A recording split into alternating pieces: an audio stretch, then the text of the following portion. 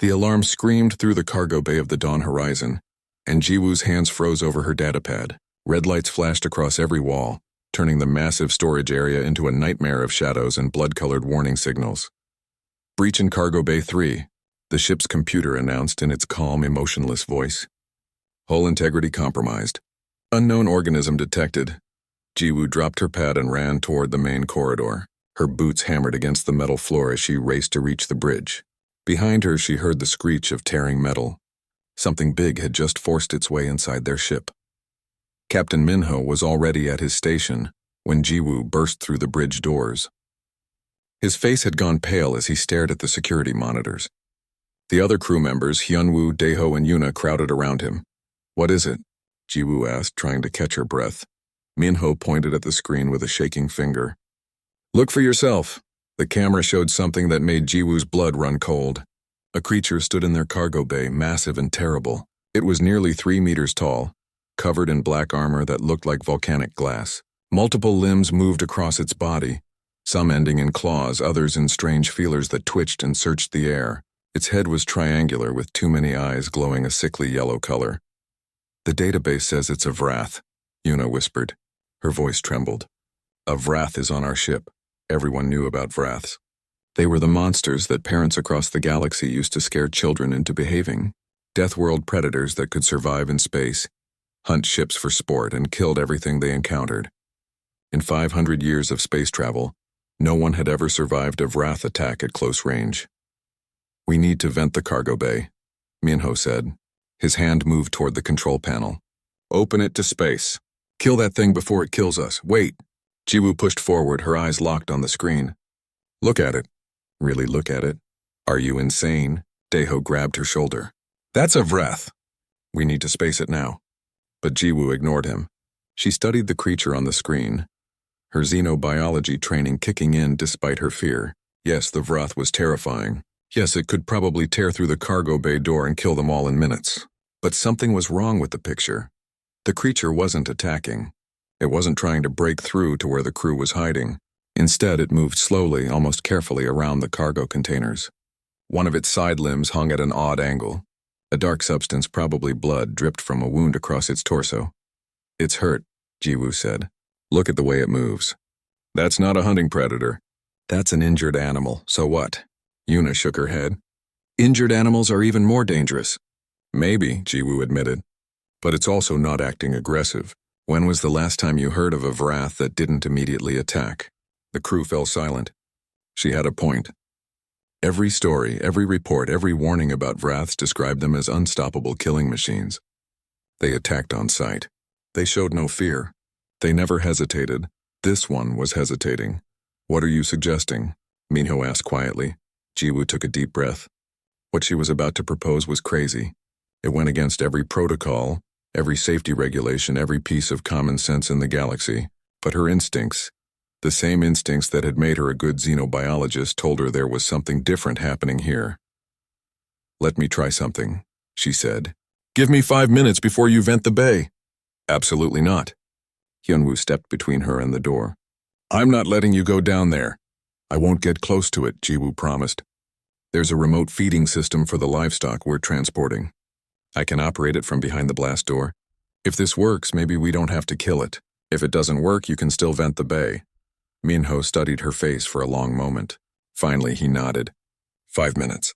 But at the first sign of aggression, I'm opening that bay to space. Understand?" "Understood." Jiwoo ran back through the corridors, her heart pounding so hard she could hear it in her ears. This was stupid. This was dangerous. This was probably going to get her killed. But she had to try. She reached the cargo bay control station and pulled up the feeding system interface. Their cargo included agricultural supplies for a frontier colony. Among those supplies were protein-rich feed pellets designed for Earth-origin livestock. High-calorie, high-nutrition, designed to keep animals alive during long space journeys. Through the small window in the blast door, she could see the Vrath. It had moved closer. And now she could see its injuries more clearly. Deep gashes ran across its carapace. One of its sensory appendages was torn. It looked thin, too thin for a creature of its size. "You're starving," Jiwoo whispered. "That's why you boarded our ship. You're not hunting. You're desperate. She activated the feeding system. A container opened on the far wall of the cargo bay, and a pile of feed pellets tumbled out onto the floor. The mechanical noise made the Vrath spin around, its claws scraping against the metal deck. For a moment, nothing happened. The creature stared at the food. Jiwoo held her breath. Then, slowly, the Vrath approached the pile. Its head lowered. The sensory appendages reached out, testing the pellets, and then it began to eat. Jiwoo couldn't believe what she was seeing. A Vrath, the galaxy's most feared predator, was eating livestock feed in their cargo bay like a starving dog. It wasn't elegant. It wasn't careful. The creature devoured the food with desperate hunger, its armored body shaking with each swallow. "Captain," Jiwoo spoke into her communicator, her voice barely above a whisper. "Are you seeing this?" "I'm seeing it," Minho replied. He sounded as stunned as she felt. "But I don't believe it." The Vrath finished the first pile of food and looked around. Its yellow eyes found the window where Jiwoo stood. She froze, every muscle in her body tense to run. The creature's gaze locked onto her. They stared at each other through the blast door. Woman and monster, human and Vrath, predator and prey. The Vrath made a sound, a low rumbling that vibrated through the ship's hull. Then it lowered its head, almost like a nod, and moved away from the door. It settled into a corner of the cargo bay, its injured body curling into a resting position. "It's not going to attack," Jiwoo said into the communicator. "Captain, it's not hostile. It's just hungry and hurt." "This is impossible," Yuna's voice crackled through. "Vraths don't act like this." "Well, this one does," Jiwoo replied. She watched the creature in the corner, saw the way its breathing had slowed, how its body had relaxed. "I think we just made first peaceful contact with a Vrath. Or you just fed the thing that's going to kill us all," Daeho muttered. But as Jiwoo stood there, watching the galaxy's deadliest predator rest peacefully in their cargo bay, she knew something had changed. She had crossed a line that no one had ever crossed before. She had shown compassion to a creature that the entire galaxy feared. She had fed a Vrath, and somehow, impossibly, it had worked. The question now was what would happen next. Would the creature leave peacefully when they reached their destination? Would it attack once it regained its strength? Or had something else happened in that moment when she offered food instead of violence? Jiwoo didn't know the answer. But as she watched the Vrath sleep, she felt certain of one thing. Her life had just changed forever. And maybe, just maybe, she had discovered something important about the universe. Sometimes the scariest monsters just needed someone to be kind to them. 3 days had passed since the Vrath came aboard the Dawn Horizon, and the ship had become a floating prison of tension and fear. The crew moved quietly through the corridors, speaking in whispers, jumping at every sound. Everyone except Jiwoo. She had claimed the cargo bay observation room as her personal station, a small space with reinforced windows overlooking the bay where the Vrath remained. Her data pad filled with notes and observations. Her camera recorded every movement the creature made. She had named it Kale. The name came from an old Earth database, meaning mighty warrior. It seemed fitting for something so powerful yet so alone. "You're spending too much time watching that thing," Hyunwoo said, bringing her a meal tray. The medical officer looked exhausted. None of them had slept well since their unexpected passenger arrived. "I'm learning," Jiwoo replied without looking away from Kale. The Vrath was moving around the cargo bay, its movements stronger now after 3 days of regular feeding. The wounds across its carapace had begun to heal, the dark blood no longer seeping through the cracks. "Learning what? How many seconds it takes a Vrath to kill a human?" Hyunwoo set the tray down harder than necessary. "Jiwoo, that thing is dangerous. Captain Minho wants to jettison it as soon as we reach New Busan." "He can't do that. Kyle isn't healed enough to survive on its own yet." "Kyle." Hyunwoo stared at her. "You named it? Jiwoo, it's not a pet. It's a killing machine." But Jiwoo had been watching Kale for 3 days straight, and she had seen things that made her question everything the galaxy believed about Vraths. The creature was intelligent, more intelligent than anyone realized. Kale had figured out the feeding schedule within the first day. It would position itself near the dispenser 10 minutes before food arrived, waiting patiently. When Jiwoo changed, the timing to test its awareness, Kale adjusted immediately. More than that, the Vrath had started watching her. Whenever Jiwoo entered the observation room, Kale would orient its body toward her window. Those yellow eyes would track her movements. Sometimes the creature would make that low rumbling sound, the one that made the hull vibrate. "It's trying to communicate," Jiwoo said, pointing at her datapad. "Look at these patterns. Every time I enter the room it makes specific sounds. Different sounds for different times of day. That's not random. That's language." Hyunwoo looked at her notes, then at Kale, then back at her. "Or it's figuring out the best time to attack when we let our guard down. Then why hasn't it tried to break through the door? Its claws could probably tear through that blast door in an hour if it wanted to, but it hasn't even tested the strength of it." Before Hyunwoo could answer, Jiwoo's datapad slipped from her hand. She reached for it, misjudged the distance, and her palm scraped against the edge of a sharp metal bracket on the wall. Blood immediately welled up from the cut. "Ow!" She grabbed her hand, pressing it against her uniform to stop the bleeding. In the cargo bay, Kyle reacted instantly. The Vrath's head snapped toward the observation window. Its body tensed. Then it moved closer to the window, faster than Jiwoo had ever seen it move before. The creature pressed against the blast door, its sensory appendages waving frantically. And it made a sound, not the usual rumble. This was different. Higher pitched. Almost like a whine. "What's it doing?" Hyunwoo moved toward the window, his hand instinctively reaching for the emergency vent control. Jiwoo stared at Kale, her bleeding hand forgotten. The Vrath was agitated, moving back and forth in front of the door, its yellow eyes fixed on her hand. On the blood. "It's concerned," Jiwoo whispered. "Hyunwoo, I think it's worried about me." "That's impossible." But the evidence was right in front of them. Kale continued its distressed behavior until Hyunwoo cleaned and bandaged Jiwoo's hand. Only when the bleeding stopped did the Vrath calm down, backing away from the door and settling into its usual corner. But its eyes never left Jiwoo. That night, Jiwoo couldn't sleep. She kept thinking about Kale's reaction, about what it might mean. She returned to the observation room in the middle of the ship's night cycle, carrying a blanket and pillow. If she couldn't sleep, she might as well keep observing. The cargo bay was dark except for emergency lighting. Kale sat in its corner, but the creature wasn't resting. Its eyes glowed in the darkness, watching the door, watching for her. Jiwoo settled into the observation room chair and activated her portable heater. The temperature had dropped during night cycle, and she wrapped the blanket around herself. Through the window she could see Kale's head tilt slightly, as if curious about what she was doing. "I wish I could understand you," Jiwoo said aloud. Her voice sounded small in the empty room. "The galaxy thinks you're a monster. But I don't think that's true. I think you're just misunderstood."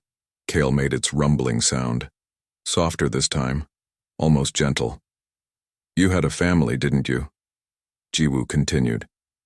She didn't know why she was talking to a creature that probably couldn't understand her. But somehow it felt right. Those wounds on your body. You were protecting something, or running from something worse than you. The Vrath moved closer to the window. Not aggressive, just closer. It settled down on the floor right against the blast door, its massive body, curled in a position that mirrored Jiwoo's own seated posture. They sat like that for hours, woman and Vrath, separated by a door and 1,000 years of fear and misunderstanding. But somehow, in the quiet darkness of space, they found a strange peace together. The next morning, Captain Minho called an emergency meeting. "We'll reach New Busan in 6 hours," he announced. The entire crew had gathered in the bridge. "Station authorities are already demanding we turn over the Vrath for destruction. Apparently news of our passenger has spread." "How did anyone find out?" Yuna asked. "The refueling station reported it. They have to. Vraths are classified as galaxy-wide threats. Harboring one is illegal." Minho looked at Jiwoo. "I'm sorry, but we don't have a choice."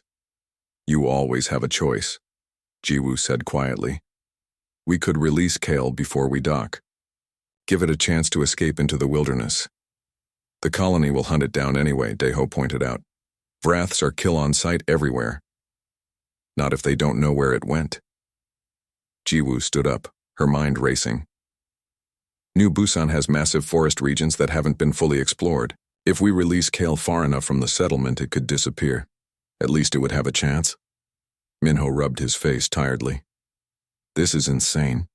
We're talking about freeing the galaxy's most dangerous predator on a colony world. That predator has been living 10 meters away from us for 3 days, Jiwoo argued. It could have killed us any time it wanted, but it didn't. Because we showed it kindness instead of violence. Maybe that's the lesson here. Maybe Vraths only attack because everyone attacks them first. The crew exchanged glances. Nobody wanted to say it, but Jiwoo's words made sense. In 3 days, Kale had done nothing to threaten them. The creature that every spacer feared, the monster from nightmares, had been peaceful because someone had fed it instead of trying to kill it. If this goes wrong, Minho said slowly, if that thing hurts anyone on New Busan, their blood is on our hands. If we turn it over to be destroyed, Jiwoo replied, we're no better than every other species in the galaxy. We're just another group that chose fear over understanding. Minho stared at her for a long moment. Then he sighed. We'll release it in the northern forest region, 2 hours before dawn, when the colony sensors are cycling. But Jiwoo, you do this yourself. This was your choice. You opened that bay door. 2 hours before dawn on New Busan, the dawn horizon hovered over a dense forest region 200 kilometers from the main settlement. Jiwoo stood at the cargo bay control station, her hand on the door release. Through the window, she could see Kale waiting. The Vrath knew something was happening. It stood near the bay door, patient and alert. I hope you find peace, Jiwoo whispered. Then she activated the door. The bay door opened slowly, revealing the alien forest below. Dawnlight filtered through strange purple trees. The air rushed in, carrying scents of an unfamiliar world. Kyle moved to the edge of the door.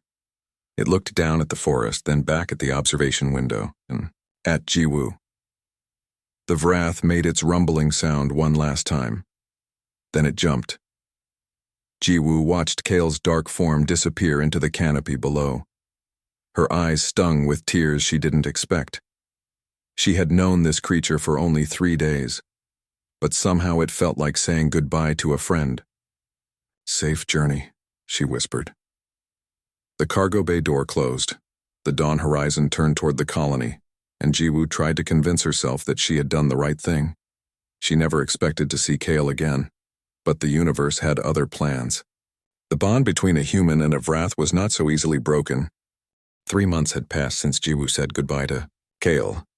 3 months since she watched the Vrath disappear into the forests of New Busan. 3 months of trying to forget and failing, every single day. Her transfer to the research station on Gangwon 7 was supposed to be a fresh start. The mining planet was harsh but beautiful, with red stone canyons and crystal formations that caught the light of its twin suns. The station housed 30 researchers and miners, all focused on extracting rare minerals from the canyon systems. Jiwoo's official job was managing supply logistics. Her unofficial job was trying to escape her reputation. The story of the human who fed a Vrath had spread across the galaxy like wildfire. Some called her brave. Others called her reckless. Most just called her crazy. The media attention had been overwhelming. The interviews endless, the judgment constant. That's why she requested the transfer to Gangwon 7. Out here, nobody cared about her story. They just needed her to make sure the supplies arrived on time. But strange things started happening in the second week. Another one, said Bae Ji-young, the station's security chief. She pointed at a crate that should have been torn apart by local predators. The canyon rats on Gangwon 7 were aggressive scavengers, known for shredding anything left outside overnight. But this crate sat untouched, not even a scratch on its surface. Maybe the rats weren't hungry, Jiwoo suggested. Ji-young shook her head. 3rd time this week. And it's not just the crates. The perimeter sensors keep detecting something large moving in the canyons at night. But when we send drones to investigate, there's nothing there. Could be equipment malfunction. Could be. But Ji-young didn't sound convinced. Or could be something else. Something smart enough to avoid our drones. That night, Jiwoo stood on the observation deck and stared out at the canyon system. The twin suns had set, leaving the landscape in darkness broken only by the station's floodlights. Somewhere out in those canyons, something was moving. Something large. She told herself it was impossible. Kale was 2 systems away on New Busan. There was no way a Wrath could have tracked her across space. No way it would even want to. But deep down, in a place she didn't want to examine too closely, she wondered. The answer came 2 weeks later in the worst possible way. Jiwoo's survey rover broke down 15 kilometers from the station. She had been collecting mineral samples from a remote canyon when the engine made a grinding sound and died. The communication system went next, killed by the same electrical surge that fried the engine.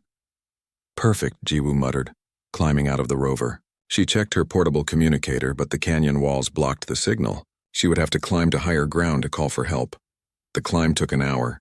By the time she reached a ridge with clear signal, the suns were setting. She activated her communicator and called the station. Dawn rover to Ganghwa Station. I'm stranded at coordinate 774 by 321. Engine failure. Requesting pickup. Static answered her. Station, do you copy? More static than a broken voice. Capian team. 6 hours. 6 hours. That's how long rescue would take to reach her location. 6 hours in the canyon system at night. Jiwoo felt her stomach drop. The canyon rats hunted at night, and they didn't hunt alone. She started climbing down from the ridge, planning to spend the night in the rover. At least it had basic protection. But she had only made it halfway down when she heard the clicking sound. Canyon rats communicated through clicks and chirps. One click might be curious. Multiple clicks meant hunting. She heard at least 20. Jiwoo ran.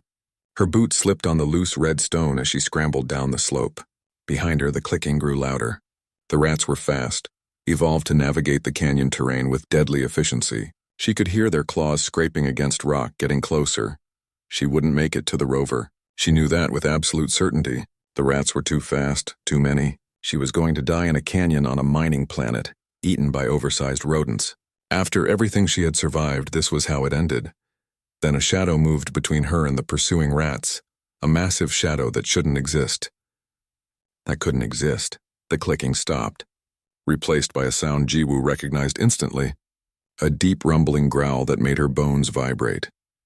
Kyle, the Wrath, stood on the slope above her, its black carapace reflecting the dying light of the twin suns.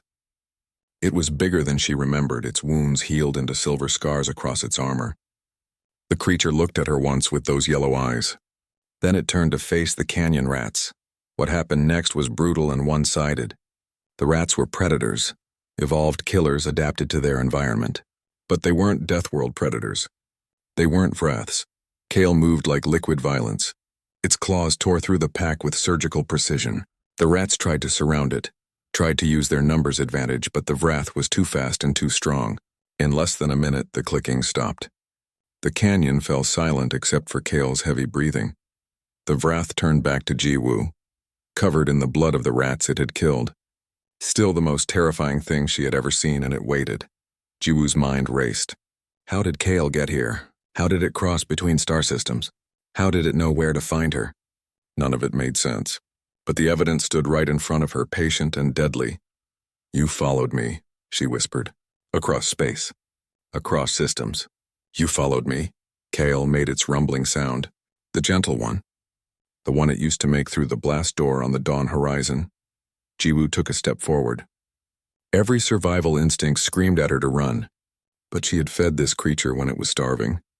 She had saved its life when her crew wanted it dead, and now it had saved hers. Thank you, she said. Thank you, Kale. The Wrath lowered its head, just like it had that first day, when she offered it food instead of death. An acknowledgement, a recognition. They sat together in that canyon as night fell completely. Jiwoo leaned against a boulder, and Kale positioned itself between her and the darkness. Protecting her, guarding her. I missed you too, Jiwoo said softly. I thought about you every day. Wondered if you were safe, if you found others of your kind, if you remembered me. Kale's rumble was her answer.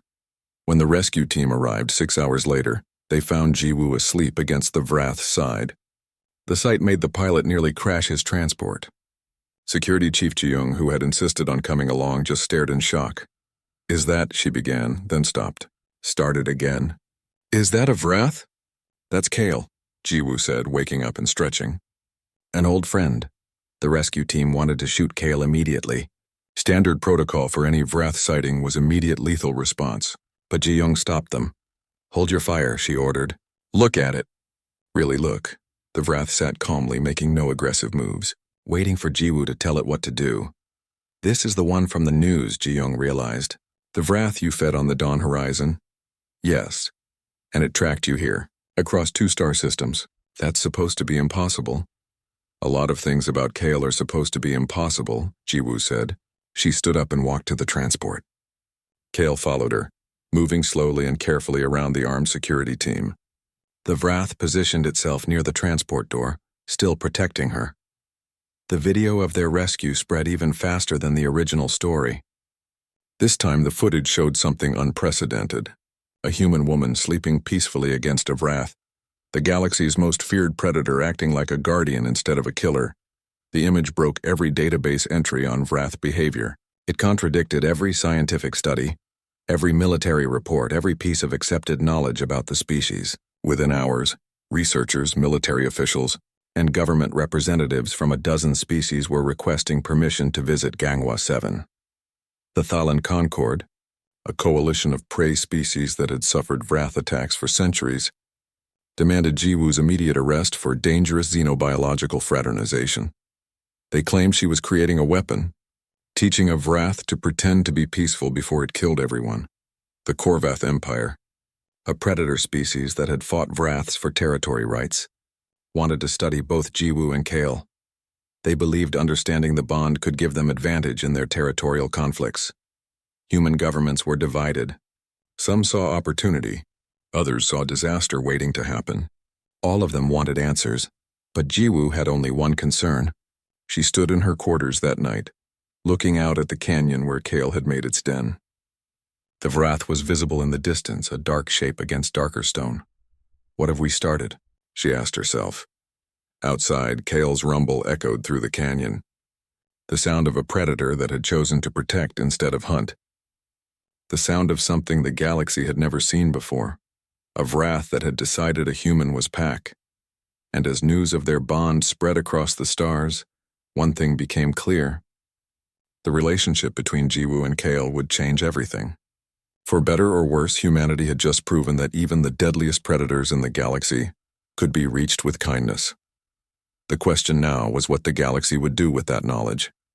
The research team arrived on Gangwa 7 3 weeks after the canyon incident. They came in a ship twice the size of the mining station, carrying enough equipment to study an entire ecosystem. At their head was Dr. Sangwoo, the most respected xenobiologist in human space. Beside him walked Kilrith, a Thalan observer whose presence made everyone nervous. The Thalan stood nearly 2 meters tall, with gray skin and large black eyes that never seemed to blink. Their species had lost 3 colony worlds to Vrath attacks in the past century. Kilrith made no secret of their hatred for the creatures. "This is a mistake," Kilrith said as they set up the observation equipment outside Kyle's canyon den. "Studying this abomination will only lead to more death." "That abomination saved my life," Ji-woo replied coldly. She had been stuck as the team's liaison, forced to spend every day with people who looked at Kale like a problem to be solved instead of a living being. "It saved you because you are useful to it," Kilrith insisted. "Vraths are intelligent hunters. They learn patterns, adapt strategies. This one has learned that protecting you brings it food and safety. When that usefulness ends, so will you." Dr. Sangwoo held up his hands. "Can we save the philosophy debate until after we collect some actual data?" "Ji-woo, do you think Kale will allow us to approach?" "If I'm there, yes. Alone, I don't know." They found out quickly.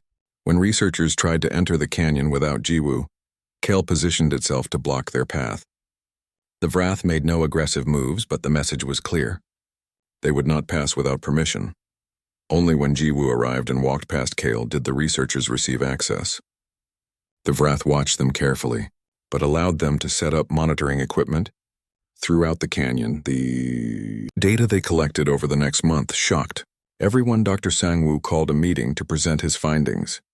The entire station gathered in the common area, along with video links to scientific institutions across human space. Even Kilrith attended, though they looked like they had swallowed something sour. "We need to reconsider everything we know about Vraths," Sangwoo began. He projected images of Kale on the screen. First, the intelligence level. Vraths possess cognitive abilities comparable to Earth dolphins or corvids. They can plan ahead, recognize individuals across species, and demonstrate emotional responses. He showed footage of Kale organizing its den, arranging rocks and equipment scraps into specific patterns. This is tool use. Basic but present. Kale has created a comfortable living space with drainage for water, shade from the suns, and defensive positions. That requires spatial reasoning and future planning. More footage appeared showing Kale's interactions with Jiwoo over the past month. The Vrath bringing her interesting crystal formations from deep in the canyon, Kale positioning itself between her and any potential threats. The creature's obvious distress when Jiwoo had to leave the canyon for station duties. This is bonding behavior, Sangwoo explained. Kale views Jiwoo as pack, possibly as family. We've seen similar patterns in earth wolves and certain primate species in pack predators throughout the galaxy, but never in Vraths because nobody has survived close contact long enough to observe it. He changed the display to show comparative images. Vraths in their natural habitat, captured by long-range drones before the creatures destroyed the equipment. The images showed something incredible. Vraths living in small groups, adults protecting juveniles, coordinated hunting behavior that required communication. We believe the reason Vraths attack settlements and ships is territorial defense, Sangwoo said. Galactic expansion has been unknowingly encroaching on their breeding grounds for centuries. They're not mindless killers. They're parents defending their children. The room fell silent. The implications were staggering. If Vraths weren't just animals but intelligent beings defending their territory, then the galaxy had been committing genocide for hundreds of years. Kilrith stood abruptly. This is propaganda. My people have lost thousands to Vrath attacks. You cannot excuse that violence with pretty theories about family and territory. I'm not excusing anything, Sangwoo replied carefully. I'm explaining it. Understanding why something happens is the first step to preventing it from happening again. Then explain this. Kilreth projected their own image on the screen. A Vrath attacking a Thalan colony ship, ripping through hull plating to reach the crew inside. The footage was brutal and graphic. Explain how that is defensive behavior. Sangwoo studied the image. What was your ship doing when this occurred? Survey work near an uninhabited planet. Can you show me the full sensor logs from that day? Kilreth looked annoyed but complied. The logs appeared, showing the ship's trajectory and scanning patterns. Sangwoo highlighted a specific area. Your ship was scanning this region. According to the planetary survey we just completed, that's a Vrath breeding cave. Your scanners were active penetration models, designed to map underground structures. To the Vraths, it probably looked like you were preparing to attack their children. We didn't know, Kilreth said quietly. Exactly. You didn't know because nobody has ever tried to understand them. We just labeled them monsters and started shooting. Sangwoo turned to address the entire room, which brings me to the most important finding. He showed biological scans of both Kale and Jiwoo. Humans emit a specific biochemical signature through our skin. A combination of pheromones, bacteria, and other compounds unique to Earth-origin life. This signature appears to trigger a non-aggression response in Vraths. Why? Someone asked. We don't know yet. But the working theory is that something in our biochemistry reminds them of another species, possibly a symbiotic species from their home world, something they evolved alongside peacefully. When Kale encountered Jiwoo, its instincts said not threat, possibly friend. Add in the fact that she offered food instead of violence, and the bond became inevitable. He showed more data, complex charts that meant little to most people but everything to the scientists watching. This is revolutionary. It means humans can interact with Vrath safely. Not all the time, not in all circumstances, but the potential exists for peaceful contact. What are you suggesting? Station Manager Taman asked. That we try to befriend every Vrath in the galaxy? I'm suggesting we stop killing them on sight and start trying to communicate. I'm suggesting we map their territory and respect it instead of building colonies on top of their breeding grounds. I'm suggesting that Jiwoo has shown us a better way forward. Kilreth laughed bitterly. And if humans are the only ones who can safely approach them? What then? Do we all hire human bodyguards? Maybe, Sangwoo replied seriously. Or maybe we establish human Vrath teams to help mediate territorial disputes. Maybe we create protected zones where Vraths can live without threat of expansion. Maybe we finally admit that treating every unknown species as a threat has caused more problems than it solved. The meeting broke up with more questions than answers. But the seed had been planted. The galaxy's perception of Vraths was starting to shift, however slowly. That night, Jiwoo sat in Kale's canyon as she often did. The Vrath lay beside her, its armored body warm from absorbing heat during the day. Stars filled the sky above them, more stars than Earth's polluted skies ever showed. "They want to turn you into a project," Jiwoo said quietly. "Study you. Figure out how we can use your species for human benefit." "It makes me sick," Kale rumbled softly. "I know you understand more than they think. I know you're not just an animal. You're a person, Kale. Different from me, but still a person with thoughts and feelings and probably a family you miss." She thought about the Vrath breeding grounds being destroyed by galactic expansion, about Kale's wounds when it first boarded the Dawn Horizon. Had it been protecting its home? Its family? How much had it lost before desperation drove it onto a human ship? "I'm sorry," she whispered. "I'm sorry for what my species helped do to yours. I'm sorry you're alone." Kyle shifted, moving its massive head to rest near Jiwoo's lap, close enough to touch if she dared. She reached out slowly and placed her hand on the Vrath's carapace. The armor was surprisingly smooth, warm like sun-heated stone. "I'll protect you," Jiwoo promised. "However I can. For as long as I can. You saved my life. I owe you that much. The peace didn't last." 2 days later, alarms screamed through the research station. Armed soldiers in unmarked armor were breaching the perimeter. They moved with military precision, heading straight for Kale's canyon. "They're mercenaries," Ji-young shouted, pulling up security feeds. "Someone hired them to capture the Vrath." "Who?" Jiwoo demanded. "Does it matter? Get to Kale, warn it. Go." Jiwoo ran. Jiwoo's boots pounded against the red stone as she ran toward Kale's canyon. Behind her, explosions echoed from the research station. The mercenaries weren't being subtle. They had come with military-grade weapons and no concern for collateral damage. She reached the canyon entrance just as the first mercenary squad arrived from the opposite direction. 6 soldiers in heavy armor, carrying weapons designed to take down large predators. One of them pointed at her. Target's handler identified. "Subdue, but don't kill. She's worth bonus money alive." Jiwoo backed toward the canyon. "You don't want to do this. You have no idea what you're dealing with."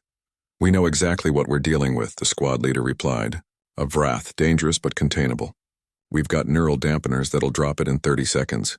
Then you're all going to die," Jiwoo said simply. She turned and ran into the canyon, shouting Kale's name. The Vrath emerged from its den immediately, sensing her distress.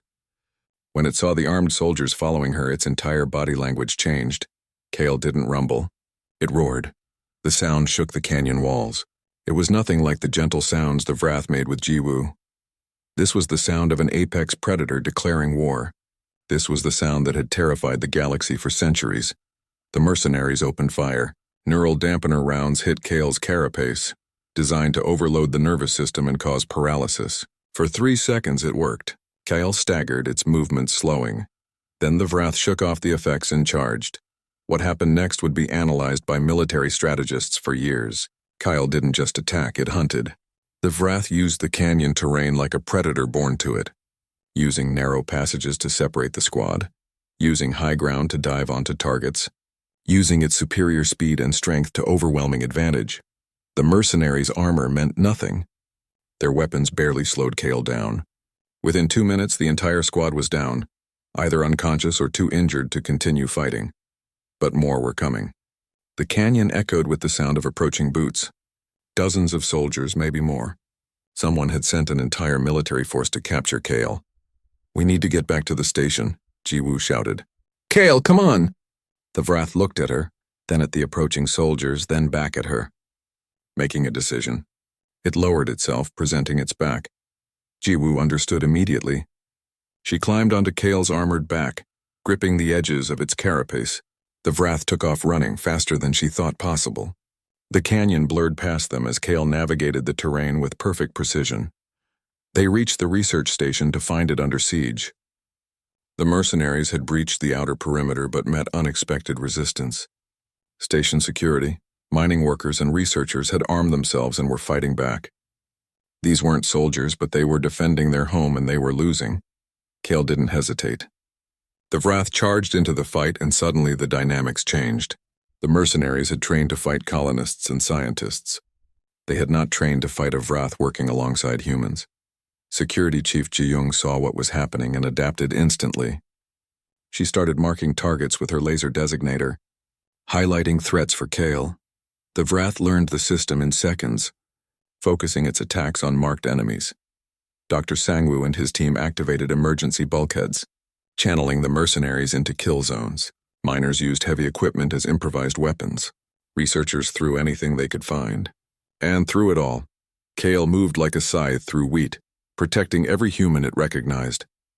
Jiwoo found herself coordinating the defense from the station's command center. She had never been a soldier, never trained for combat, but she understood Kale better than anyone. She could predict where the Vrath would move, what it would target, how it would react.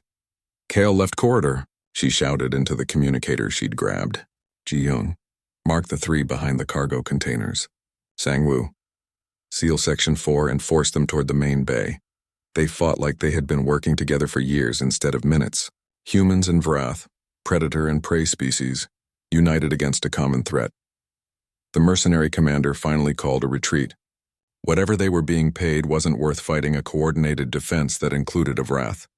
The surviving soldiers withdrew to their ship and fled into orbit. The research station was a disaster. Fires burned in 3 sections. The medical bay overflowed with injured.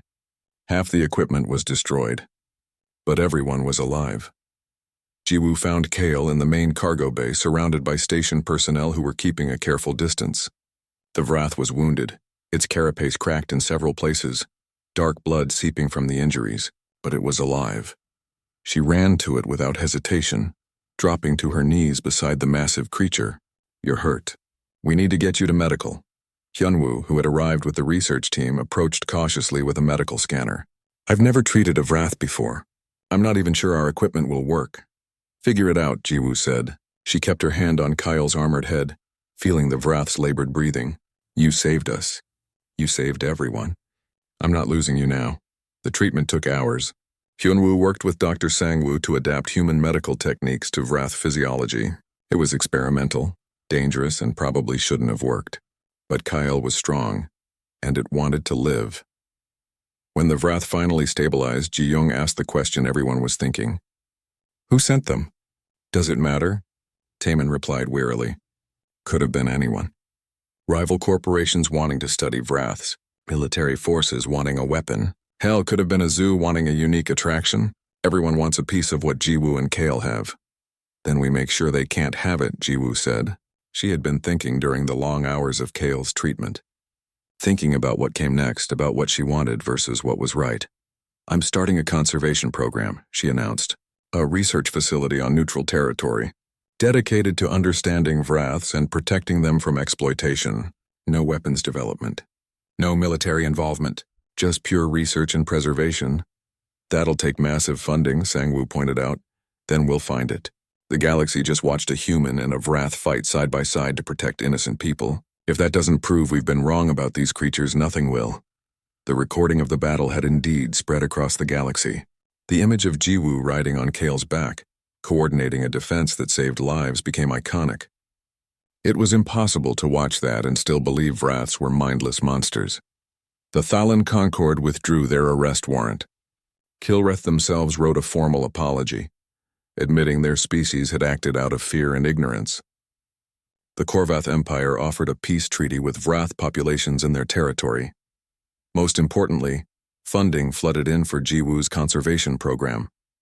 Governments, universities, private donors, all wanting to be part of this new understanding. Within 6 months, construction began on a facility designed specifically for human Vrath research and cooperation. 5 years later, Jiwoo stood in the observation deck of that facility, watching a training session below. Young humans and Vraths learning to work together to understand each other, to build trust. What had seemed impossible was now becoming routine. 3 Death World planets that had been considered too dangerous for colonization were now being explored by human Vrath teams. The economic benefits were enormous, the scientific discoveries even more so. But for Jiwoo, the real success was simpler. The galaxy was learning to see past its fear. Kale approached from behind, its footsteps quiet despite its size. The Vrath was older now, its carapace bearing scars from that battle 5 years ago. But it was healthy, content, and had even helped rescue 2 other Vraths that had been injured by illegal hunters. "We did it," Jiwoo said quietly. "We actually changed things." Kyle made its rumbling sound, the gentle one reserved just for her.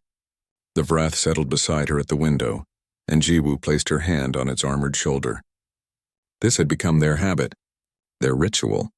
2 beings from different worlds, different species, different evolutionary paths, finding comfort in each other's presence. Captain Minho visited sometimes, amazed at what had grown from that desperate day on the dawn horizon. Hyunwoo was now the chief medical officer for interspecies care. Even Daeho had joined the program, using his engineering skills to design equipment that both humans and Vraths could use. "Do you remember?" Jiwoo asked Kale. "That first day when I gave you food? I was so scared. Everyone said I was going to die, that you would kill me the moment you had strength." The Vrath's rumble was an answer. "But you didn't. You just needed someone to be kind to you, someone to see you as more than a monster." She smiled, watching the training session below. "And look what happened. Look what we built together." Through the window, she could see 3 more Vraths arriving with their human partners. A new team, fresh from their first successful Death World exploration. They were exhausted but triumphant, having mapped a planet that held resources vital for medical research. This was her life now, not running from her reputation but embracing it. Not hiding from the strange bond she shared with Kale, but using it to bridge the gap between species.